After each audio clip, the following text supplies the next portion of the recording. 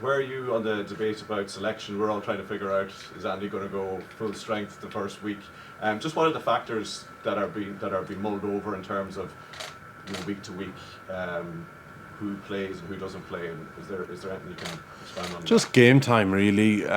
Game time, and I suppose there's some players that needed game time from the end of last year as well.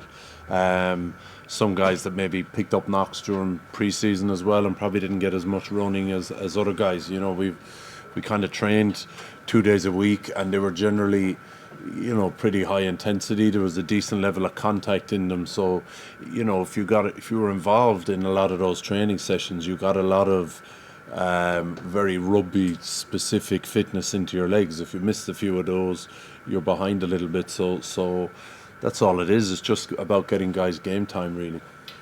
Johnny at the weekend talked about the World Cup experience in the coaching team in terms of people who were involved in the coaching side. You mentioned you with your own playing experience. Are you bringing any of that, any lessons learned, or any past experiences that you're putting into play in how you're preparing for this tournament? A little bit. I think a lot of it has been put into play already by, the management in the S&C. I mean, I suppose one of my experiences would have been in 2007, being overtrained, I think a little bit, overtrained, and probably got the hotel wrong, got the food wrong a little bit, and, fueling is such a big part of preparation. So that's a big part of it. Your temptation is, as a player, is to train as hard as you can, but you need to leave something in the tank a little bit as well. And your temptation as a coach is the same. I would say it's a big strength of Andy's and Jason Cowman is managing that and having good feel for where the players are at in terms of their training load. I suppose we know a lot now from a GPS point of view. That's a really good guide for us to be able to know where we are training wise relative to where we have been before in terms of the meters, the levels of contact we have, and that. So that's been a great guide.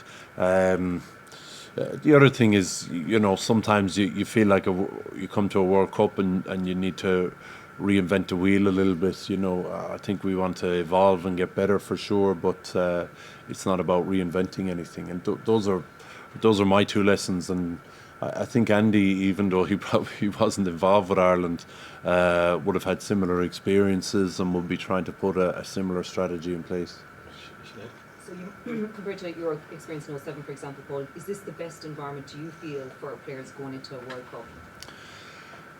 I think it's been brilliant. It's been a brilliant pre-season. I mean, I suppose we weren't successful in my time at World Cups, but I enjoyed them all. I think 07 was tough because there was a real visible dip in performance during the competition, but every other tournament was really enjoyable. I must say I loved them immensely, loved the training, loved the build-up, loved being with the lads. So I think we have real continuity here with the lads in terms of how we play, in terms of selection, in terms of them knowing each other and knowing what each other are about and knowing how to enjoy themselves and switch off. That's probably one of the most enjoyable things about the tour in New Zealand. Even though we took on those 2 extra games and we had a tough start, I think the players were enjoying it immensely, because I think a part of that was maybe how the coaches ran it, but a lot of it was because they were able to take a hold of it themselves and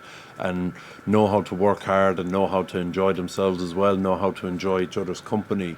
And we haven't strayed far from that kind of formula that we've had in the last few years in terms of how we run the working week. The lineup probably didn't function as well as it used to during the warm-up games. Did that really frustrate you, and are you confident it will come together and starting this weekend? Yeah, look, it's always frustrating, and it's probably a combination of things. I would have had that experience as a player. You lose a few lineouts from a few different things, and it looks like there's something wrong. I think, in that Samoa game in the first half, we just, beautiful throw from Tom Stewart at the start, and we drop a cold, and that was tough on him. We got one call wrong, which we got a call wrong as well in the England game, which is, should never happen to us. I suppose a little bit of that is to do with the preparation and the build-up and people being in and out, but it is frustrating. It's more frustrating for the players themselves, I think, as well, because they want to look after the hookers every time they play. Particularly Tom Stewart last week when we were playing against Samoa. You know, Hendy wanted to look after him, so a few of those were frustrating. But we haven't made any major changes. We just need to make some better decisions when we're in there. Paul, we had Joe McCarthy in yesterday. He's lots of very good things to say about you. What are you seeing in Joe that's impressing you most? He's a big boy anyway, for sure, which is great. And just great enthusiasm, great energy to, you know, he's a bit of a keynote, which is, I think as a coach, you love to see. You don't have to tell him anything twice, and then he's trying to figure things out himself. There's nothing better than players that are trying to figure things out themselves, you know, that aren't waiting to be coached all the time. He's got some real strong attributes to his game. You know, he's excellent. He's an excellent line-out jumper, but he's an excellent line-out defender as well, in terms of in the air, but also in the seam. Also defending mauls. Excellent ball carrier, great leg drive in his carry, working really hard in his tackle. He was caught offside. I think it was in the England game, but it was he made a fantastic low chop tackle, which is great to see in a tall man. You know, John Fogarty loves him in the scrum. He's a big boy, and he's very good on the tight head side. So he's a fantastic player, and like a lot of these guys, you know, a lot of very good coaching gone into him from a young age. So he's a lot further down the track than your average. You know, when he first comes in at 21 or 22, he's a lot further down the track. So I think, and as I said, his enthusiasm is great. It's a real joy to behold. So he's going great for us. Right. Can I just ask you mentioned Dave might be grand for next weekend. Are the other two lads in the same boat? Yeah. At the moment, anyway. Yeah. Okay. And just final question. Paul, what are your memories of World Cup games against Romania, given that you played in two of them, and given your experience, what can you give to this Ireland squad? The first World Cup was, I think Keith Wood had a great game. It shows how old I am. I think he scored a fantastic try. We left our beautiful base in Terrigal, which some of you might have been in, down on the coast near Sydney to go to the game.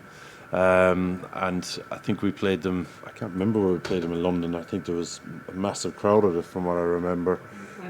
Wembley, was it Wembley? Yeah. And it was a massive crowd, and we were, you know, I thought that was a fantastic World Cup. I really enjoyed it. You know, I really enjoyed Joe's coaching and Joe's way of doing things. It's a shame I got injured. A few of us got injured, and we lost a few weeks later. But it's always been tough games, very enjoyable games. You know, we haven't prepared for this game anything differently to what we prepare for any other game. You know, the only thing is we've more familiarity when we play Wales. You know, it's a continuation of the story from the last time we played them. You know, we're seeing what have they changed from the last time we analysed them. The players know them really well because they're playing them every week as individuals, so they're bringing their own information, and it's like a continuation of a story. Same with the other Tier 1 nations. It changes a little bit. This week there's a little bit of learning for us, and the players have been really diligent in going about that. I suppose it's kind of a leftover from previous years. The players are really good at going about learning their opposition. So there's been no change in how we've prepared, and hopefully that comes out on the field on Saturday.